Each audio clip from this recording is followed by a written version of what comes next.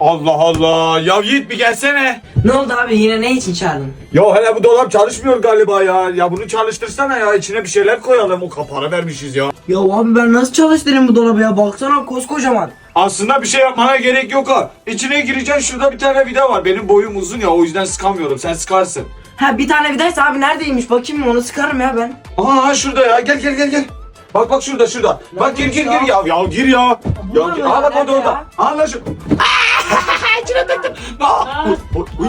Lan. Oğlum güçlü.